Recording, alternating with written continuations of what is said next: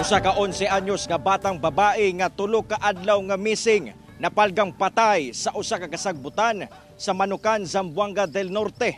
Suspect, paryente matud pa sa biktima. Nakaalerto si Krisa Dapitan.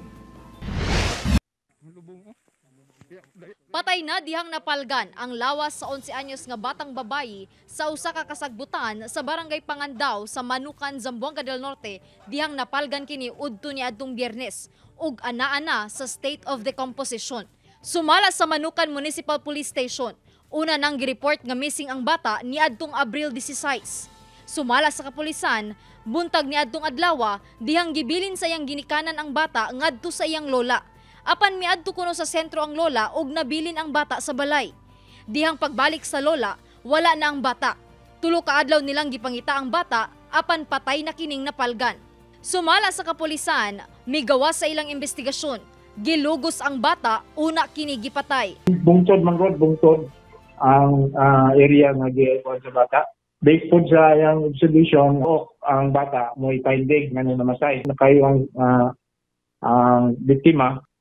Hinuon, misurrender sa kapulisan ang sospek sa mismong adlaw nga napalgan ang biktima. Usa kini ka 20 anyos nga lalaki kinsa wala naginganlan pa sa kapulisan. Sumala pa, paryente matud pa kini sa biktima. Matud sa kapulisan, giangkon sa sospek nga gipatay niini ang biktima, apan wala niini giangkon nga gilugos niini ang bata. Sumala sa sospek, aduna kuno siya'y kauban dihang gihimo niya ang krimen.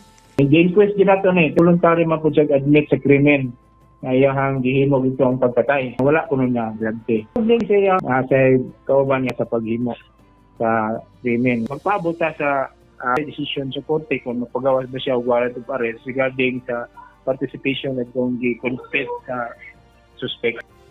Sa karon gipaubos na sa inquest proceeding ang suspect nga posibleng mag-atubang og kasong statutory rape with homicide. Wala na sab mihatag pa og pahayag ang suspect. Gipaningkamutan pa sa GMA Regional TV 1 Mindanao nga makuha ang kabahin sa pamilya sa biktima.